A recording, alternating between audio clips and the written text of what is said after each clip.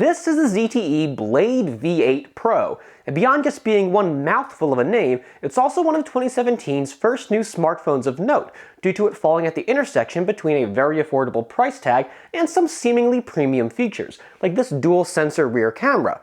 Of course, ZTE is not the only manufacturer to try and deliver phones hitting those same notes. How does the Blade V8 Pro stack up against its competition? Let's take a look. I'm Stephen Shank with PhoneArena, going hands-on for my review of the ZTE Blade V8 Pro. Forget $700 sticker prices and over-the-top advertising campaigns. We'll get plenty of that in a few weeks once the year's first flagships start launching. But for the moment, the song we're singing is very much one of really low-priced but still well-equipped smartphone hardware. We just saw such an effort from Huawei's Honor sub-brand with the Honor 6X, and now it's ZTE's turn to show us what it can do with the Blade V8 Pro. We bring up the 6X in particular because it's got a ton in common with the Blade V8 Pro, both 5.5-inch mid-rangers that aim to bring the world of dual-camera smartphones to shoppers who can't spend a ton on an iPhone 7 Plus or a Huawei Mate 9. We'll take a closer look at the V8 Pro's camera in just a moment, but first, let's go over the handset's hardware and design. ZTE strikes an interesting balance between cost-saving and giving the Blade V8 Pro a premium look and feel, and while its efforts culminate in a build that still comes across very much as a mid-range handset, it's also clearly one with aspirations to be something a little more. That's apparent, for instance, in the phone's metal frame, which peeks through around its border with some attractive beveled edges. That same attention to detail continues around front, with the phone's screen protected by some curved-edge 2.5D Gorilla Glass. But if there's one point of contention in the V8 Pro's design, it concerns what's going on around back. The lines are good, there's a subtle curve to the back panel, and even with the dual rear cameras, we don't see any discernible camera bump. But the choice of material is a little off-putting, and the textured, rubberized surface comes across as a very mid-range decision. While it will resist fingerprints, sure, it does have a tendency to pick up dust and crumbs, and you can't help but touch it and wonder if the back panel peels off. It doesn't, but you know the sort of phone we're talking about. Up top, you'll find the phone's analog headphone jack, power and volume buttons are along the right edge, the hybrid dual SIM tray on the left, and your speaker grills and USB Type-C port are tucked away down below.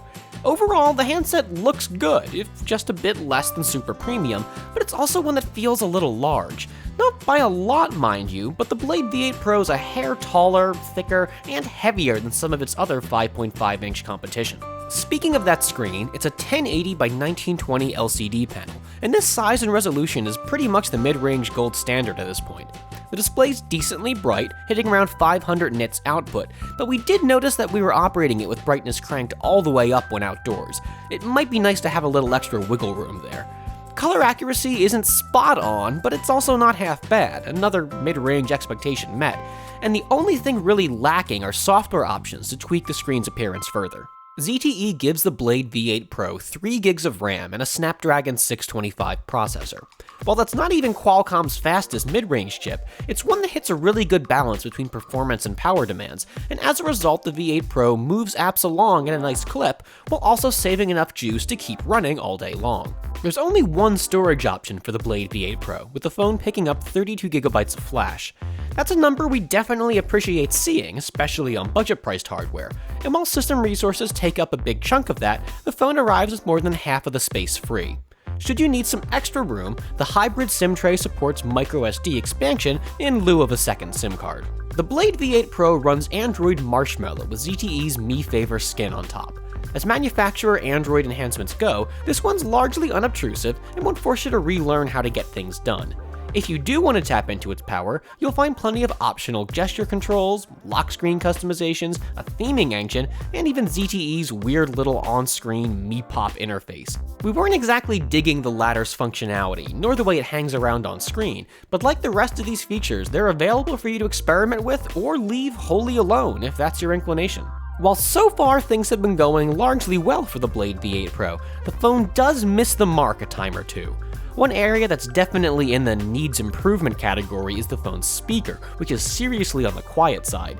Headphones work just fine, but if you're planning to listen to the music coming straight from the V8 Pro, you're gonna want to find a relatively noise-free environment. That issue with volume carries over to voice calls, to an extent. For the most part, things sound alright, but we occasionally found ourselves asking callers to repeat themselves. As we mentioned, the phone supports dual SIM cards if you so equip it, and there's a decent assortment of US band coverage. We operated the V8 Pro and AT&T without issue. Earlier, we mentioned how great the Snapdragon 625 is for battery life, and here ZTE pairs it with a nice size 3140 mAh battery. That translates into no kidding around day-long operation. We ran the handset with its screen continuously on for over 11 hours before it ran out of power. So unless you're the heaviest smartphone user on the planet, you won't be taking any pit stop throughout the day to charge up your battery. When the time does come to fill the V8 Pro's battery back up, you're not going to have to set aside an extended period of downtime. The handset goes from 0 to full in 90 minutes flat, thanks to the included fast charger. That right there gives the phone a leg up over some of its slower charging competition. Okay, it's the time you've been waiting for. How does that dual camera measure up? ZTE equips the Blade V8 Pro with a pair of 13 megapixel sensors. This isn't like the Honor 6X with one full res camera and a secondary, much lower res one for special effects. As a result, the V8 Pro captures a good amount of detail and doesn't choke up when handling tricky exposures, like shooting right into the setting sun. Low-light performance is passable, if not exemplary, and the same can be said for the phone's 8 megapixel front-facer. Like other dual camera models, this one supports its own fair share of special shooting modes, from regular bokeh to selective colorization. Some of those are more successful than others, but really they're beside the point. With the V8 Pro, dual cameras aren't just a gimmick, and this phone really does shoot some nice photos. With video, the story starts out alright, and even though this handset's very much a mid-ranger, it still picks up high-res 4K filming support. All the HD shooting modes look as sharp as you'd expect, but once again the problem is sound. In this case, the V8 Pro has a bad habit of clipping levels and distorting the sound it's recording. We also ran into issues with less than stellar video refocus performance, either taking a moment to reacquire new subjects or struggling to identify them at all. It's going to take some more testing to see how exactly the V8 Pro's dual cameras measure up to other dual sensor models, but the important takeaway here is that ZTE's implementation is one of the better ones we've seen to date. The Blade V8 Pro may not be the best mid-range you've ever seen, but it's up there.